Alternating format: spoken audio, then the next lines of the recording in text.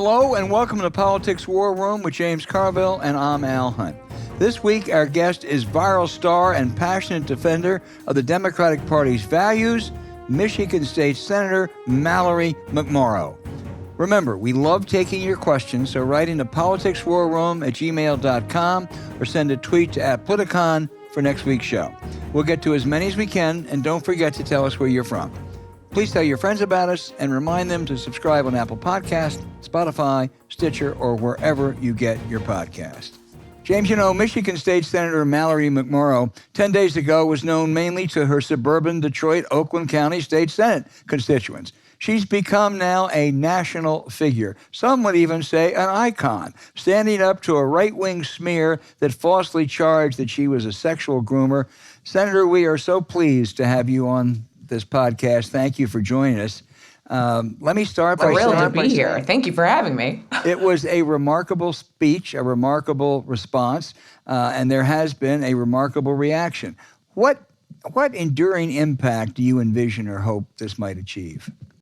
So I've been walking around my district. I've been at a few events since giving the speech, and I have heard from a lot of moms, people who look like me, right, who have said, I've been so tired after the past 2 years. I'm exhausted, but this felt like the kick that we have to keep fighting. We have to keep going. And if that's what we can do is get a lot of suburban moms, pile in the minivan, bring some snacks, let's go save democracy. That's what I'm hoping we can do.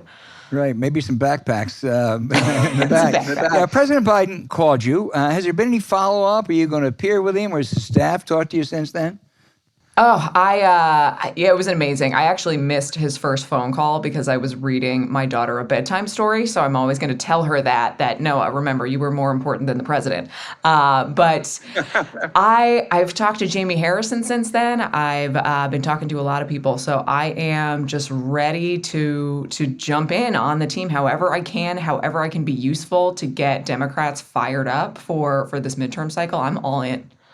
Well, if Joe Biden doesn't take my advice, but if he goes to the Wolverine State and doesn't campaign with you, that's going to be a big mistake. I suspect he will. He will campaign with you. The state senator who put out that false, sleazy charge, is it Lena Theis? Am I pronouncing it correctly? Lana Theis. Lana Theis. She took that cheap shot, and then she said afterwards, well, the language was awkward, but she basically doubled down. Is she getting any heat? I mean, I'm sure she is, but it is just shocking to me. I mean, you see my speech happen. She has sent out multiple fundraising emails. Another Republican running against Congresswoman Alyssa Slotkin sent out a bait text that said, your child has had their gender reassignment surgery scheduled. Click here. And it was a click to his donation page. And then we saw the Michigan GOP nominate two Trump-backed conspiracy theorists to AG and Secretary of State. So I'm sure that there's blowback, but also this is the playbook, and hate is still winning. It didn't end with one speech. Yeah, she is in many ways the core. You spoke in that speech on the floor. You spoke of your faith. You grew up a Catholic. You went to Notre Dame. You idolized Father Ted Hesburgh. You may have fallen out some with your church, but you are still a very avowed Christian. But let me ask you this. The faith community used to play a major role in the drive for civil rights and equality in America. And it appears, at least, that they have been eclipsed by the right-wing evangelical churches, often on the other side. Do you agree? And if so, why? Well, that's part of the reason that I wanted to kind of take back my own identity, because you see Christianity being weaponized to hurt people, to hurt kids, to hurt marginalized community members. And I know that's not where most people of faith are. My husband is Jewish, and I was at a rally recently at a synagogue, so I know that it's there. And I know that there are people of all faiths who still fundamentally believe in fighting for each other and community, and that is something we have to lean into as Democrats. James. Oh, well, Senator, of course, I just have this massive political crush on you. He said we talked on the phone earlier, but what I'm interested in is your take. So, as you relate to me, correct me if I'm wrong, the senator who called you a groomer, or whatever insanity it was, was actually kind of started out as someone you had like a friendship with, or more than acquaintance. I mean, you weren't like political; you were on a different side of the divide, but it didn't start that. I'm just curious. What do you think drives these people to this kind of behavior? Yeah, and They're that's not born that way. They didn't no. start out in life that way. What drives a human being to look at somebody like you? Maybe they disagree with you on, union organizing or the minimum wage. Maybe they agree with you, disagree on choice. To say that you're a criminal, because that's what a groomer is. What do you think drives them to that? And that's part of what was so shocking is, we didn't have a bad relationship prior to the fundraising email going out. I wouldn't say that we were best friends, but we had gotten coffee together. We had talked about our husbands and families. I mean, we had a fine relationship. And I know that she's in a primary. She's got a primary race from the right.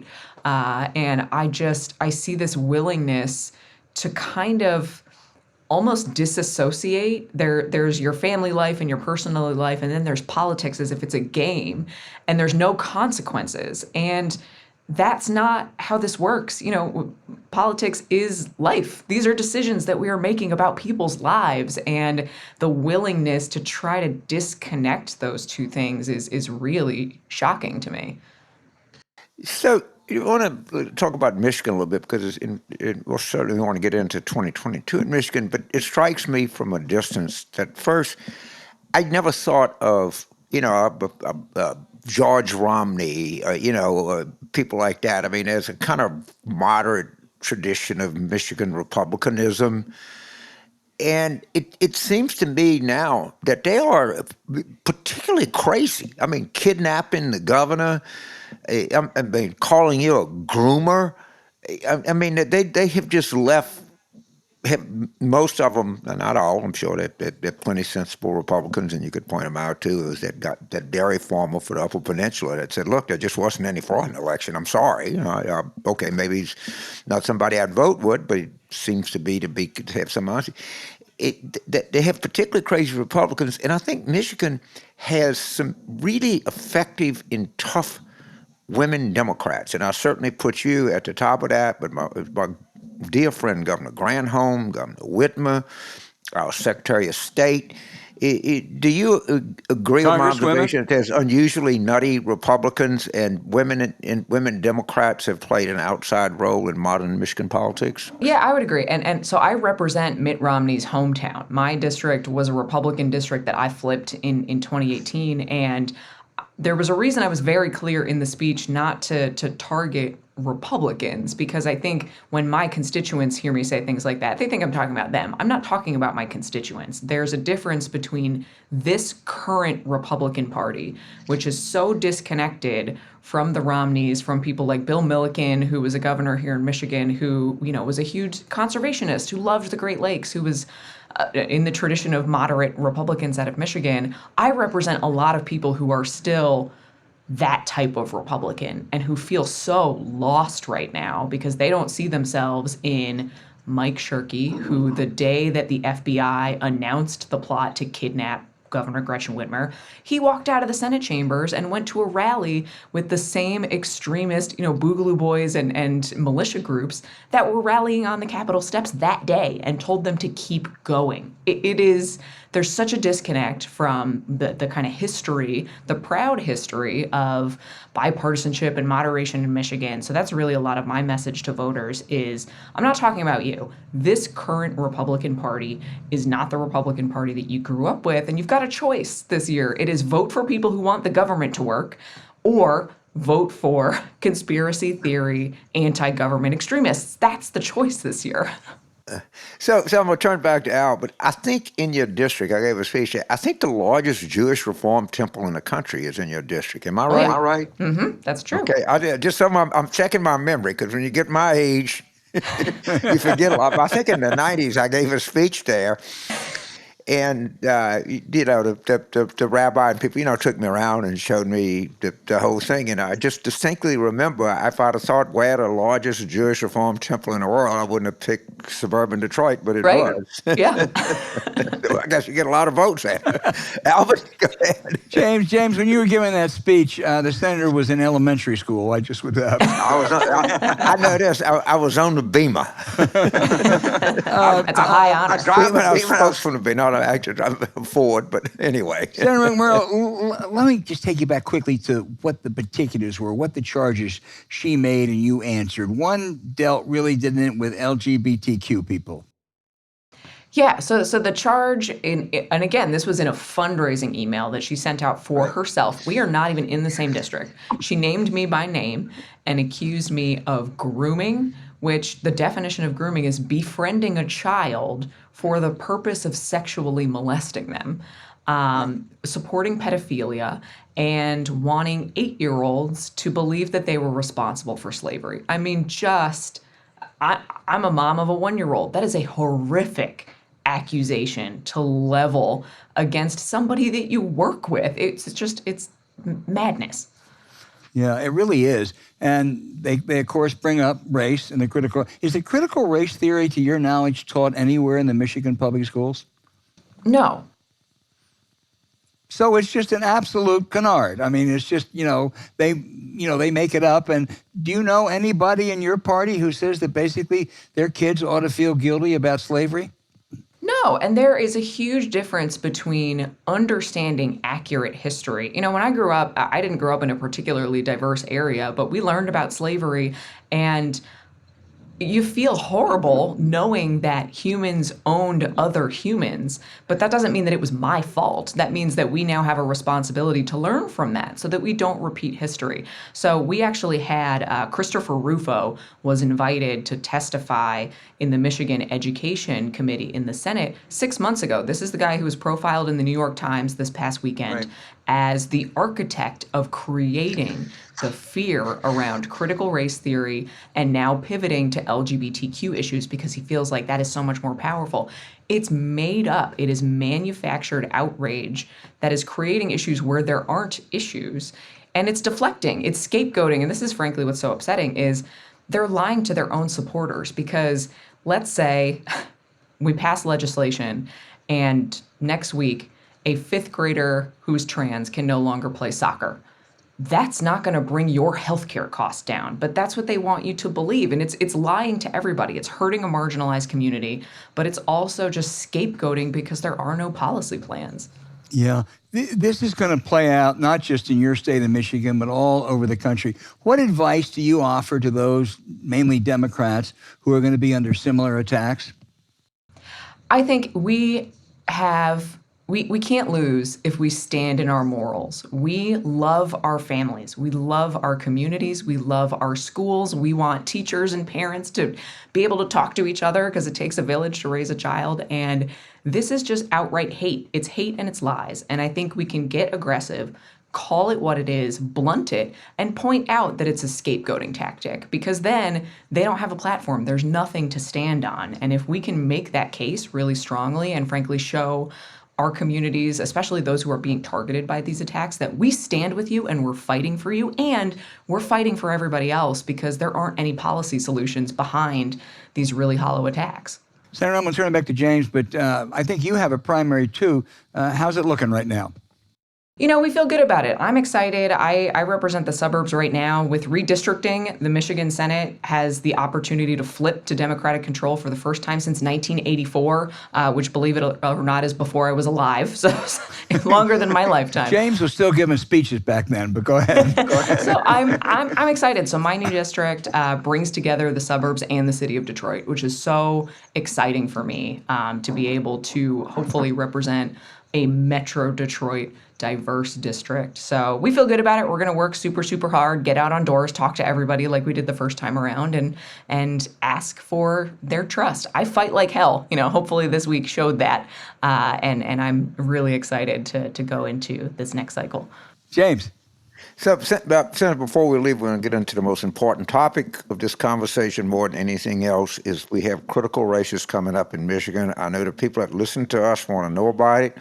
I know they're interested. They want to write checks. We have a Secretary of State race. We have a state Senate race. We have a governor's race. And we don't want to leave without talking about that because winning elections and acquiring power is the single most important thing in the world. But I'm going to, before we get with our grand finale on the most important topic here, I'm going to be embarrassingly complimentary of you. I taught communications for a long time at the college level, and one of the things that I would always point out, and I'm not saying equating what Lou Gehrig went through or what you did through. I'm not doing that, but that was one of the great speeches of all time.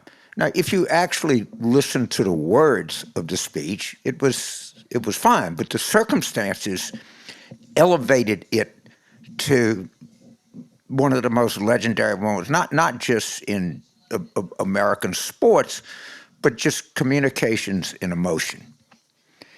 And I think what you did, I want to be clear, you did not have ALS, but there was a lot of people in the country that said, God damn, I wish I could just say it. I mean, yeah, I'm white, I'm straight, I'm married, I have kids, but that's not what defines me. I'm a human being, right? And no one could say it, and you had this golden moment that you just seized and owned it. And you were speaking, you weren't so much speaking to this cravingly ambitious person, you were speaking to every person that values their humanity above their sexual orientation, their gender, their race, their ethnic background, anything like that. And I think for that elevates you to the very highest level of communicators. And I mean this seriously. I mean it very, very seriously. I'm not teaching anymore. I'm a little too old. But Al showed that speech to his class at Penn, and they just loved it because you spoke for so many people. And you just had this moment, and you should always treasure what you did. And it was, by the way, it was a great speech. And so I just want to tell you how much inspiration, and I hope people take inspiration for this and take inspiration for this moment where you had this opportunity and you stepped in and you said what we all felt. Thank you. So That I know means it's a lot. too long and too groveling, but I just mean every word about it. And I thought about it and I thought about it. Of course, when Greg Sargent, said, asked me to comment, and I'd already seen it, and he said, I'm going to send you to have to look at it. I said, Greg, I don't have to look at the goddamn thing. I saw it 10 times last night because I was jealous. Jeez, I wish I could have been there and done that. But you did it. And I just love you to death, woman. I just got to tell you that right now. Well, I hope it helps a lot of people feel a kick in the ass to get moving. That's what I hope comes out. Let's talk about what's coming up in Michigan: governor's races, state legislative races, Secretary of State race, right? Yeah. So Michigan, I mean, Michigan is the epicenter. This is the front line. This is what's going to determine where the rest of the country goes. We are a state that elected Gretchen Whitmer, Dana Nessel, Jocelyn Benson, three powerful women in our executive office. But we have more homegrown militia activity than any other state in the country. So it is not an over-exaggeration to say democracy is on the line. And Michigan is going to determine, if we have free and fair elections after this election. So it is so important. We have to reelect Governor Gretchen Whitmer. We have to reelect Secretary of State Jocelyn Benson, who just received the Profile and Courage Award for her defending elections against all of these allegations of election fraud here in Michigan from the 2020 election, and Attorney General Dana Nessel fighting the good fight. When Roe falls, again, Michigan is on the front lines of women's rights, family rights, all of that is happening in Michigan. So I know a lot of times Secretary of State races and AG races get missed, and I have to make a huge pitch to our state legislature because this is where if we hadn't had the oversight committee that did reveal that no, there was no fraud in the 2020 election, despite what Rudy Giuliani said in a hearing that ended up on Saturday Night Live for Michigan, this is on the line. So Michigan, we have a real chance to flip the state Senate. Like I said, for the first time since let me jump in. I'm going to turn it over to Al real quick. What is the one place, if you're listening, where should someone send a check? It would be the party? Is there a coordinated campaign? Is there some place? Michigan Democratic Party. Lavora Barnes, our chair, she's wonderful. She will make sure that we are putting that where it needs to go to get everything we need to do done. So listen up, folks. You just heard from the senator that the Michigan Democratic Party, and I like that when I'm confident that a party is well-run and competent, I always recommend that. Send your goddamn checks, not to Marjorie Taylor Greene's opponent. Send it to the Michigan Democratic Party and send a lot. Albert?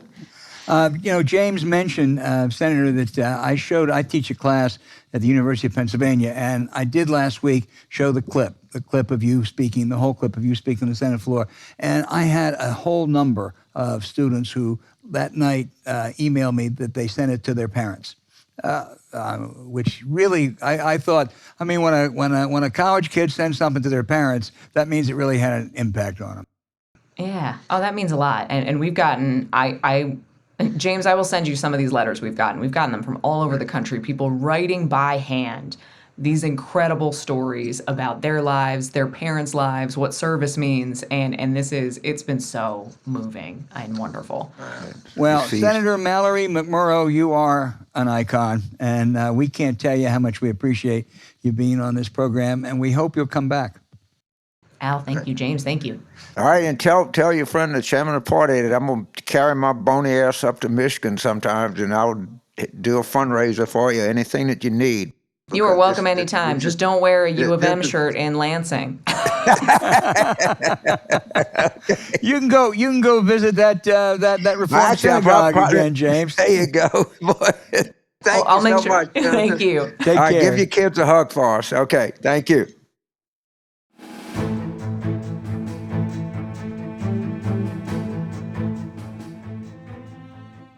James, a lot to talk about this week, but some of it, we probably want to skip. Like, I don't know enough about Twitter to comment on the implications of that. But one thing I think that you've talked about, and there's been several stories, the Democratic energy, and I'm not just talking about the rank and file, but I'm talking about the groups, the organizations. It's not what it should be.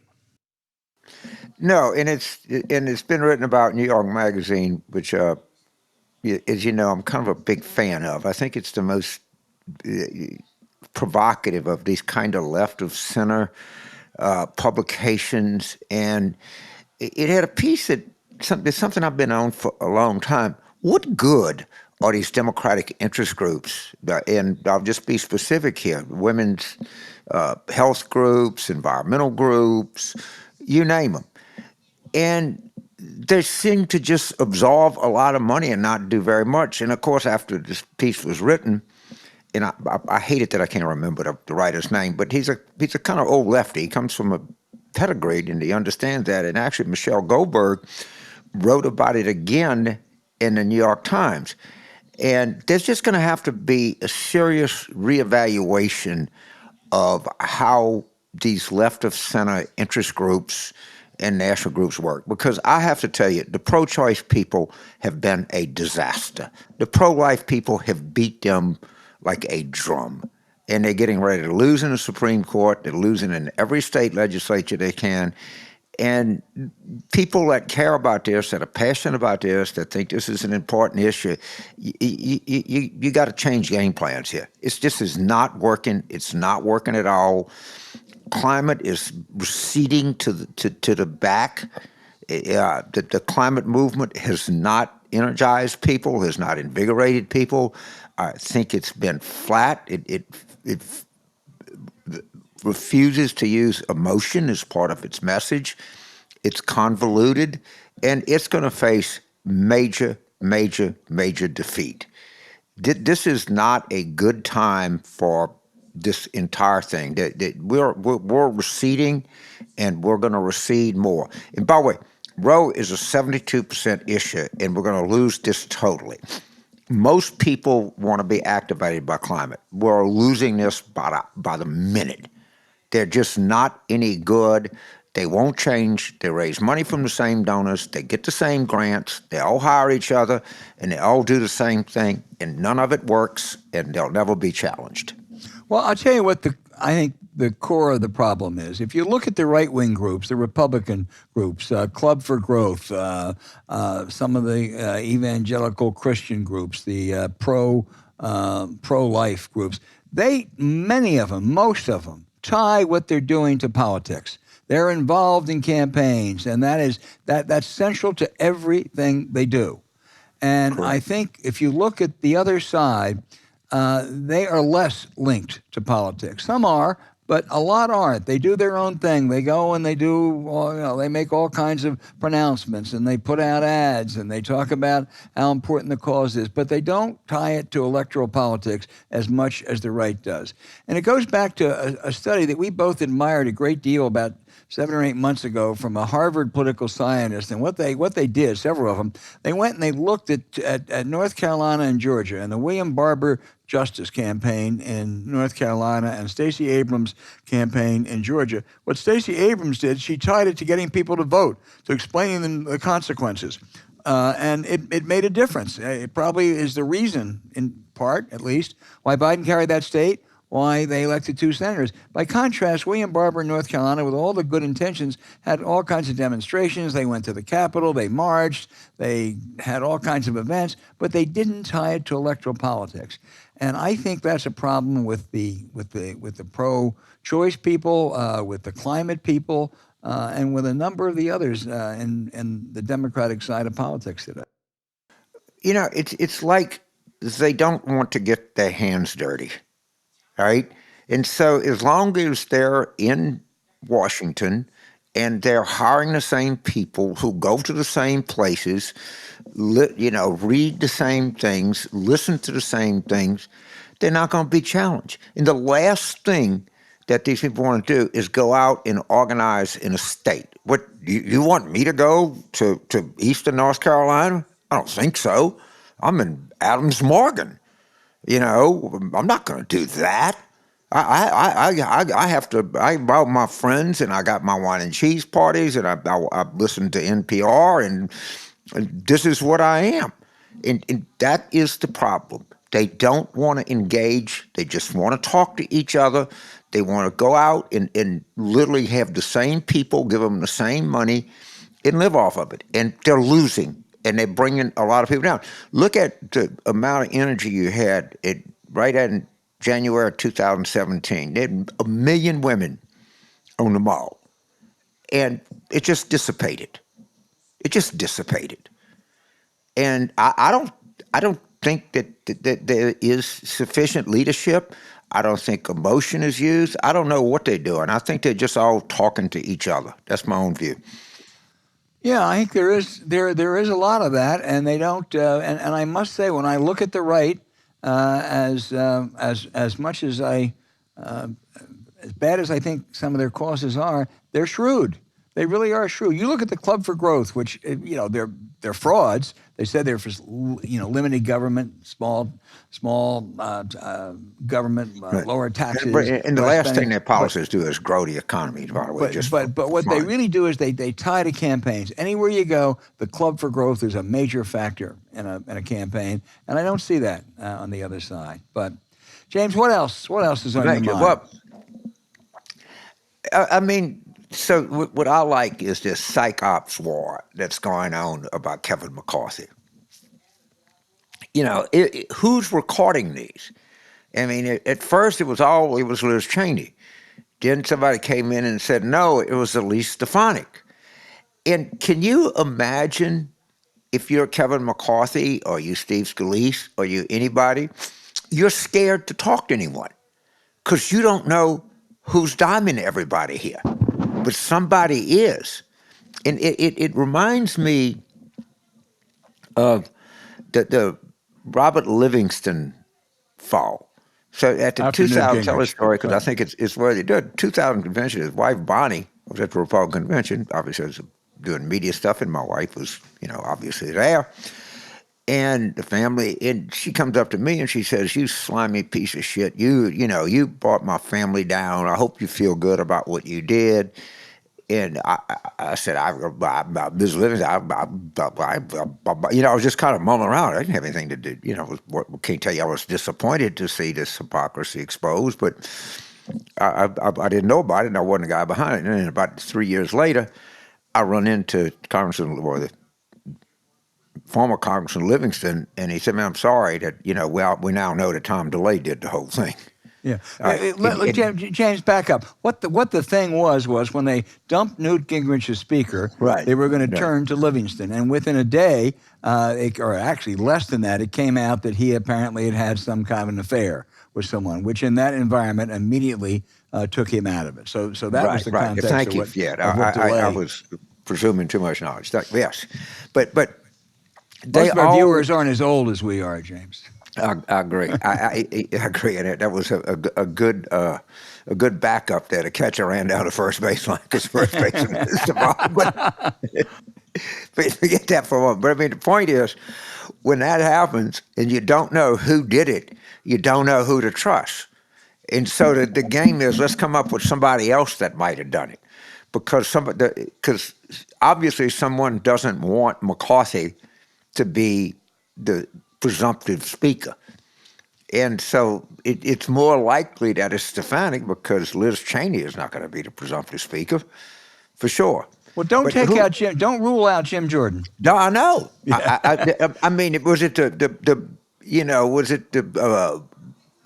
butler in the library, or, would he do it with the candlestick? I mean, there's all kind of stuff here. And this game should continue as to who did it.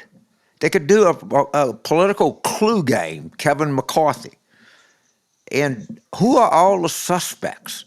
I mean, I would give anything to be like a 31-year-old reporter now and just write a piece. But oh, man, I'd give anything to be a 31-year-old reporter, period. But yeah, I'd be a 31-year-old bricklayer to tell you the truth. But no, it's right. And of course, one of the things is that among this entire group, that McCarthy is a bit like Trump. They know he wouldn't have any loyalty to them, so why the hell should they have loyalty to him?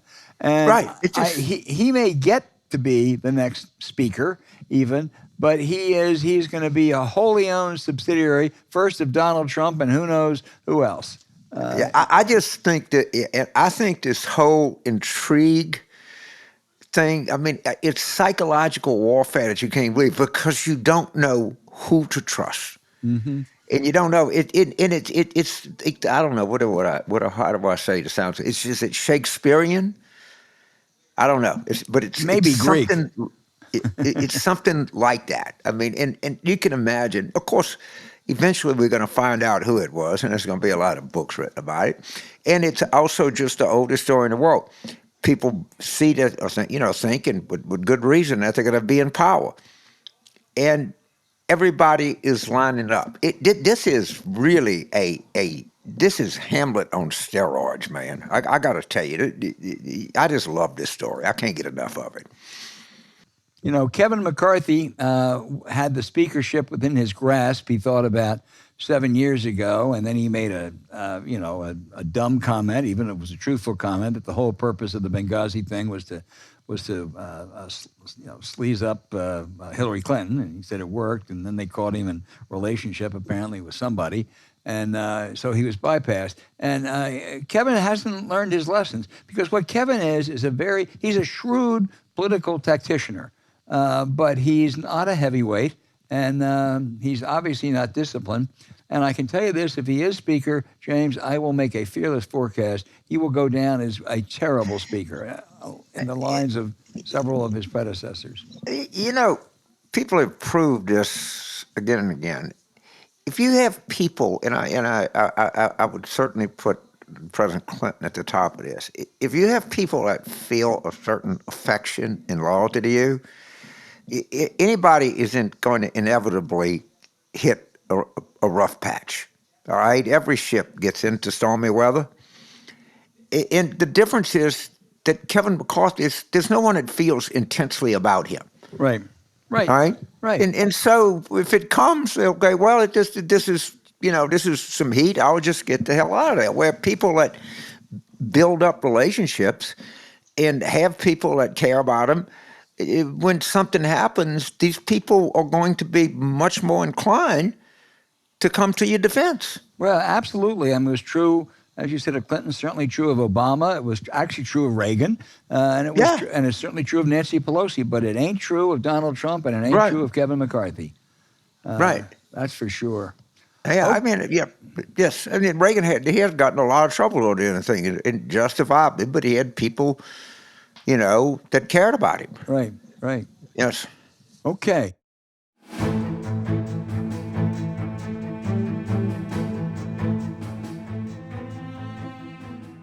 All right, James, now we have these great questions that come in every week. Again, I want to tell you, if we don't get to it this week, please send it in next week because there's so many good ones here. I'm going to start off with Jake in Clinton, Washington. Never been to Clinton, Washington. I've been to Clinton, Iowa. I hadn't either. But I've been to Clinton, New Jersey. Yeah, Clinton, Louisiana. Yeah, but not Parish City, East Feliciana Parish. All right, Jake, we'll be out there Washington. That's a fabulous state. Jake says, doesn't matter what top-down policies or ad strategy our party has when they're winning the propaganda game from the bottom up. And he's talking about Republicans. When is our party going to realize that we are bringing an old TV ad to a modern viral fight? All my friends see comes from the right.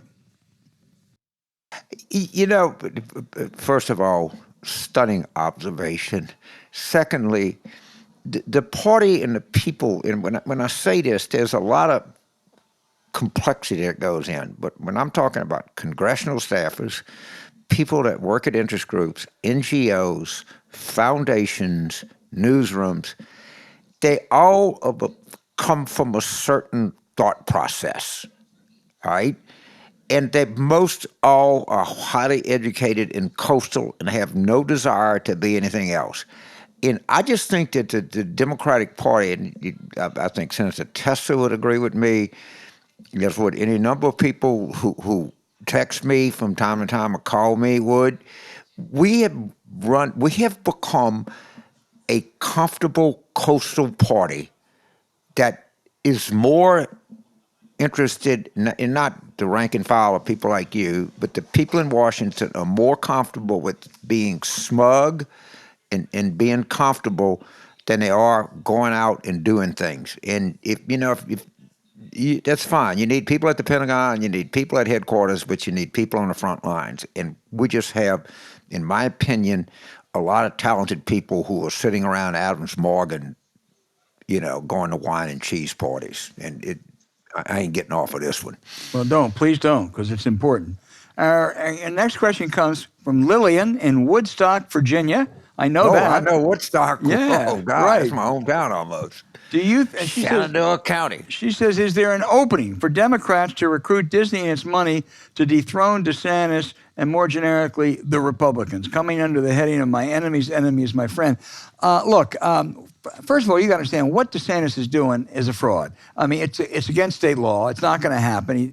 This is solely a campaign issue for him. A political cheap shot. It's supposed to happen in 16 months, I think. And Disney says it's not going to give any money to Republicans. I hope they keep that up. But to be honest, it's not going to happen. It's not going to have much impact right now.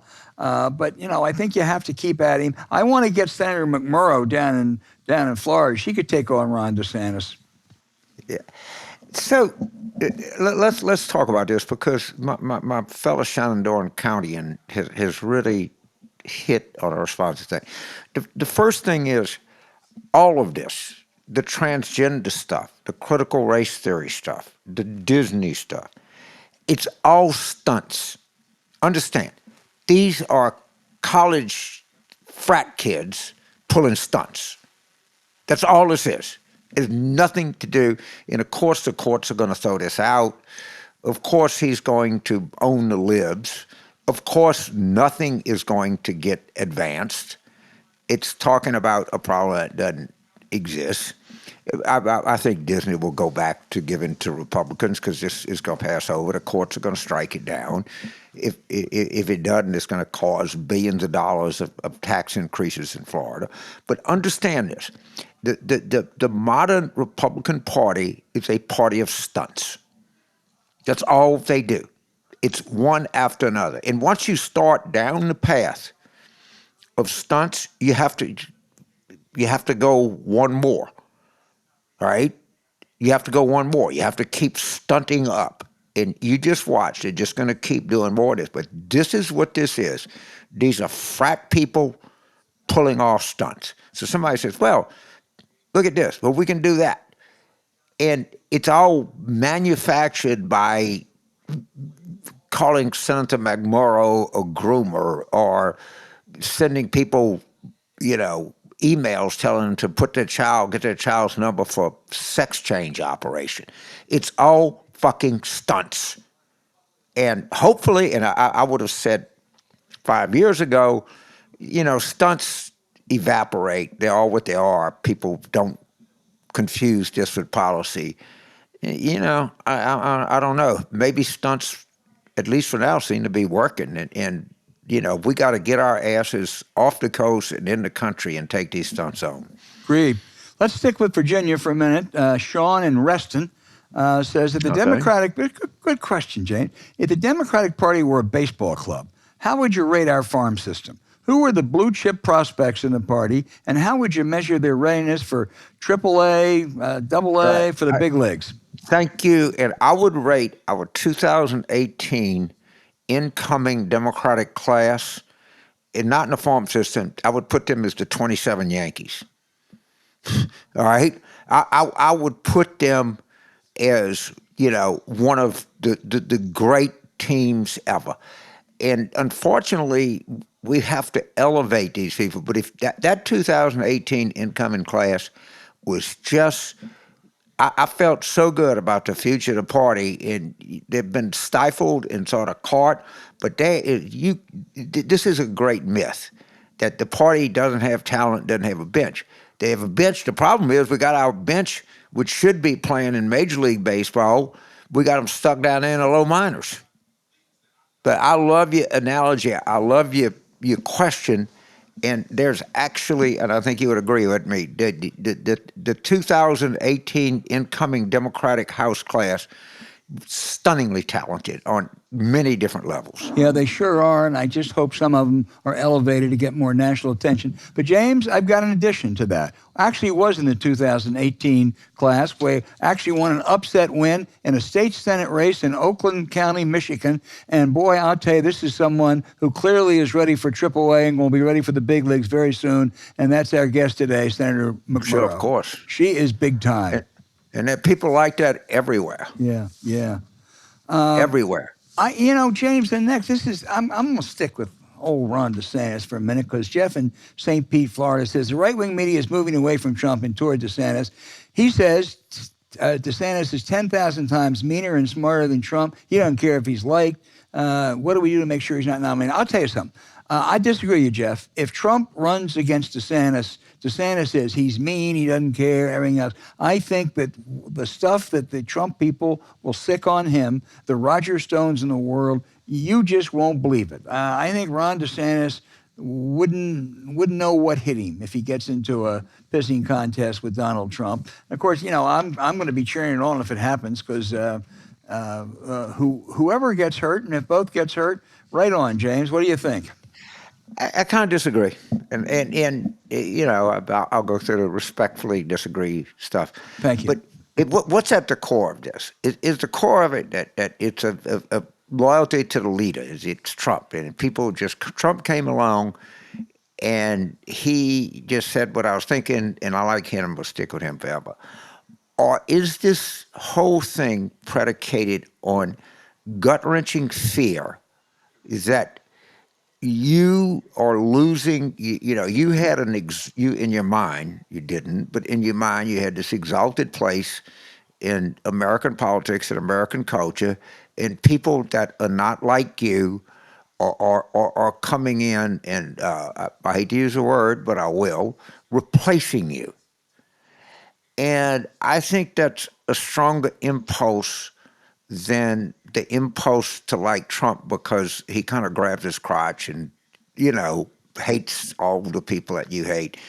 Where if they think DeSantis can, subjugate females, subjugate gays, subjugate people that are not white, I think they'll go with the person that they think can most enforce their kind of ethnic, racial, gender preferences. And I think they would abandon Trump and go to DeSantis if they thought he was the guy that could do it.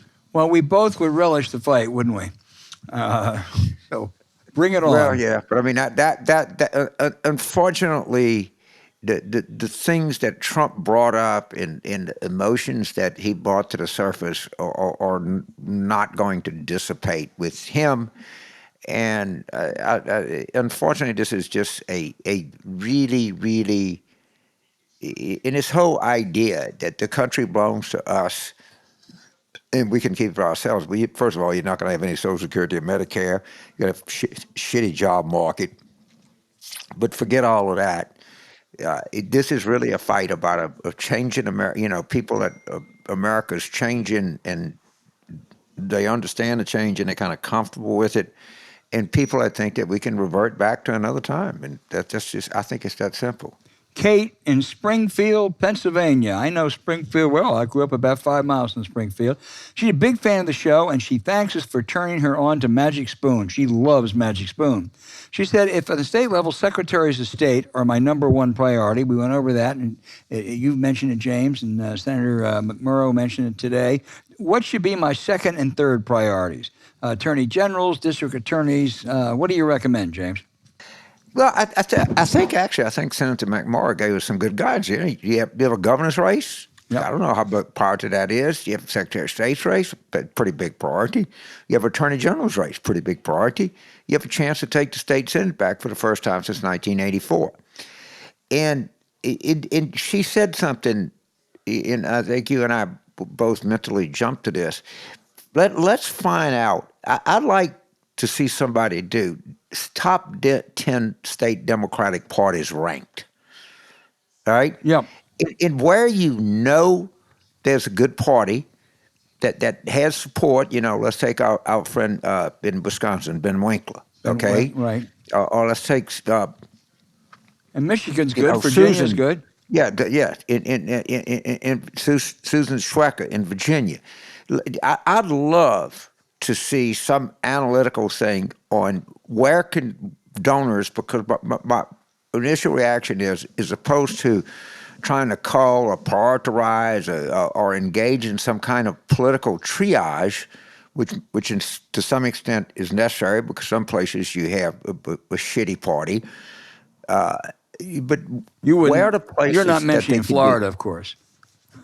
I would, let's have an evaluation. Right. Sometimes you can have a successful state. I mean, I don't have no idea what the California Democratic Party is, good or bad, but there's a lot of Democrats in California. Right. Okay, where are the places that have kind of punched above their weight, where our candidates have faith in that party? And, it's generally going to be in a place where you have the governor's a Democrat or somebody else because they have some additional things. I'll give you another traditionally good. I have no idea if they're good now, but the DFL in Minnesota has been a particularly, over the years, I think we would both agree, one of the best, a particularly effective state party. But I think it's something that's worth investigation. Yeah. Because I get a lot of people asking me, where do I send my money? And I try to give them a conscientious answer, but I haven't been in it. I don't know a lot of players. I've been kind of I'm a retired college professor.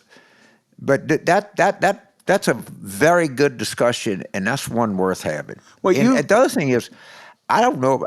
I don't. The DNC has traditionally not been a particularly effective organization, and I don't sure have. Not now.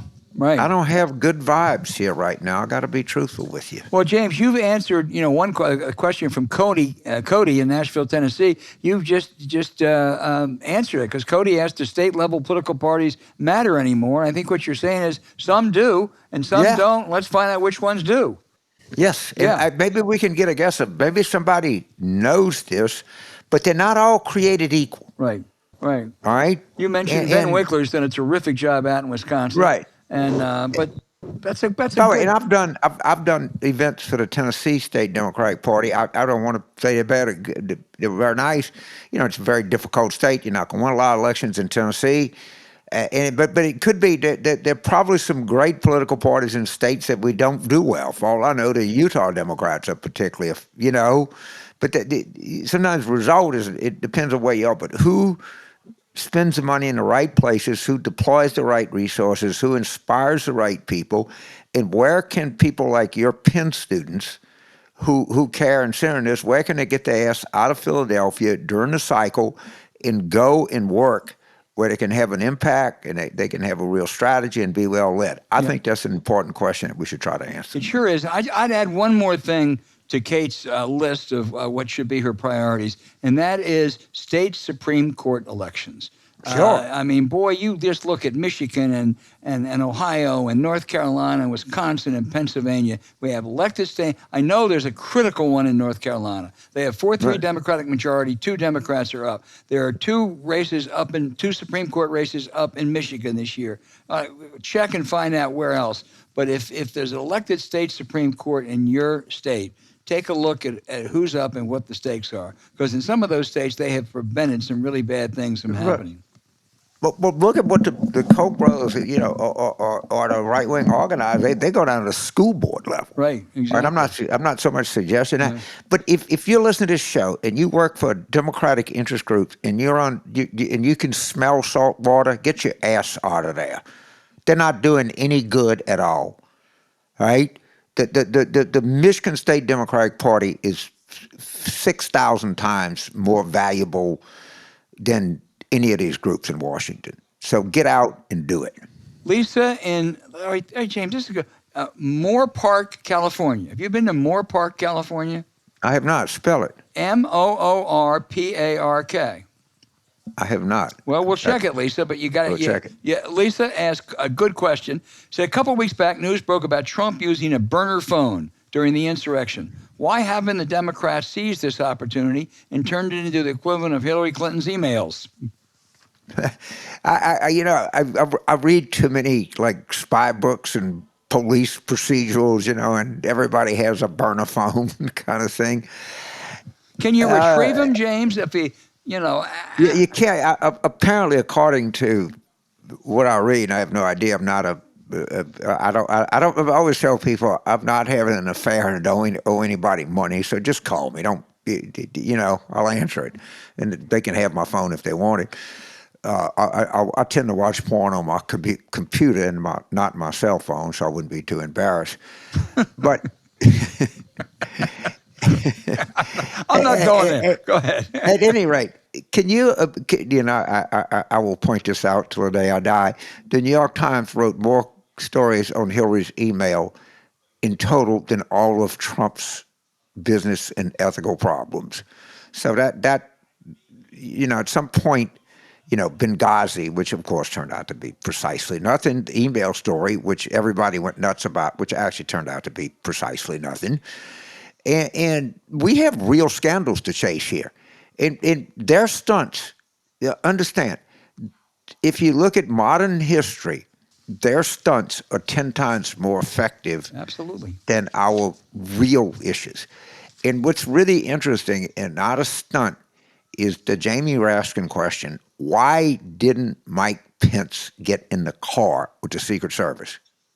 All right. There might be a benign answer, but the Vice President of the United States denying a request from the Secret Service to get in a car, and we don't know this, but the speculation is they were going to try to take him out of the equation.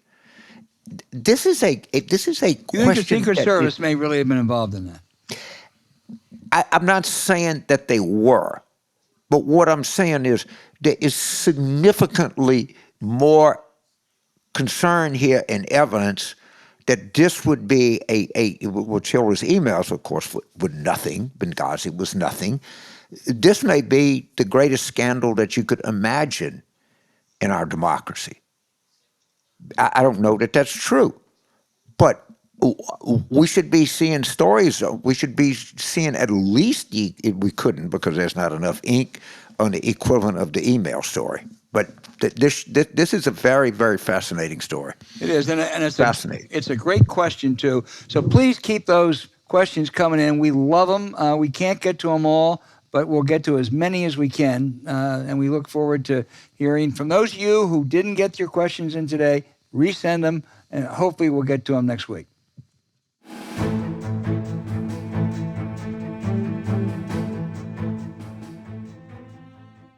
Okay, James, now for the outrage. Mine is a raging upbeat this time.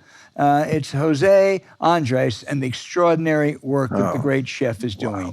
Wow. What he's doing to help those beleaguered victims of Russia's war against Ukraine. This is, I want to give credit. William Woodson, one of his valued employees, gave me all this information. Jose has set up a network of 6,000 volunteers serving 300,000 miles each day at the Polish border. He has created hot meal stations for every refugee crossing that border. Supply chain support he's given to restaurants and established a regional bakery stations to ensure that bread is readily available. There are many cities the chef is helping, Odessa, Kiev, Lviv, and in Ukraine, but also he's helping places in Romania and Hungary and Moldova and Slovakia. The Ukrainians need weapons, James. They really need weapons, and we are supplying them. They also need food and sustenance, and Jose is leading the effort. He is a citizen of the world. I had something else, but I just got to go along with you. And two things bring me to that. First, my friend Paul Fleming, think P.F. Chang's, think Fleming Steakhouse, all right? He's actually a Louisiana guy, went to LSU.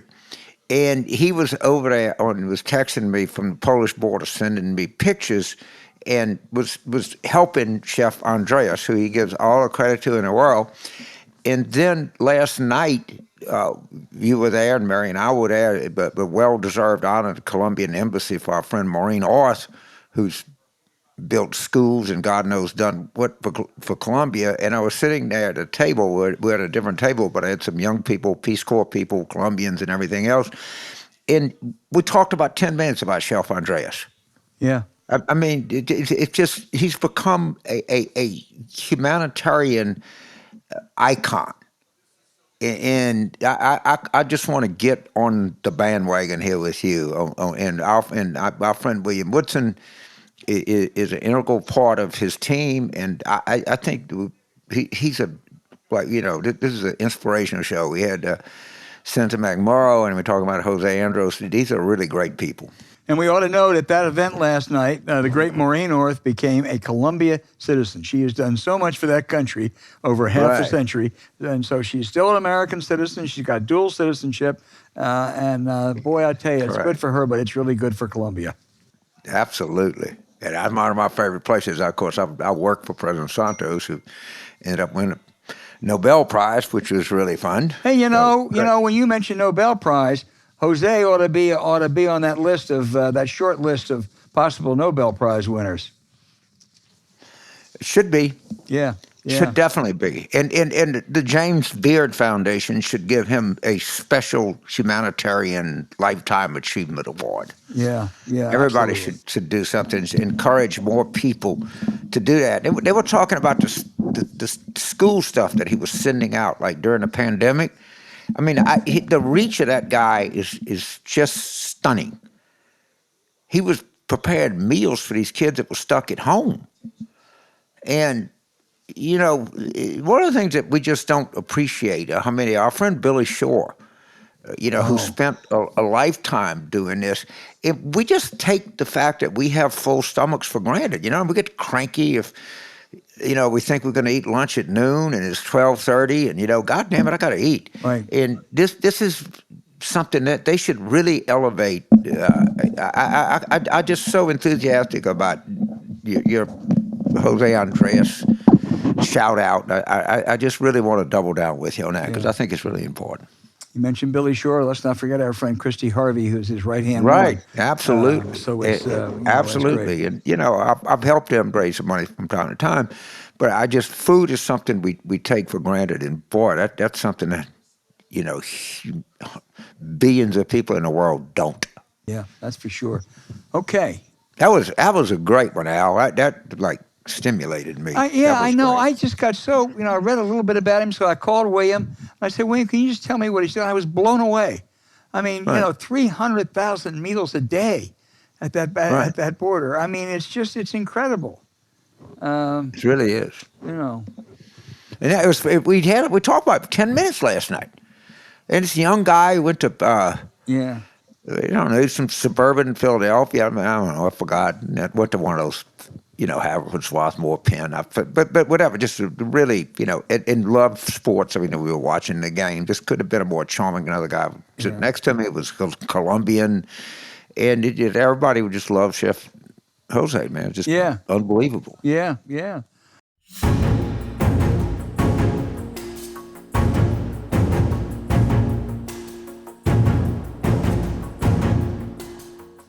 Hey, thanks for listening to Politics War Room with James Carville, and I'm Al Hunt. Don't forget to send your questions for us by email to politicswarroom@gmail.com or tweet them for next week's show @Politicon.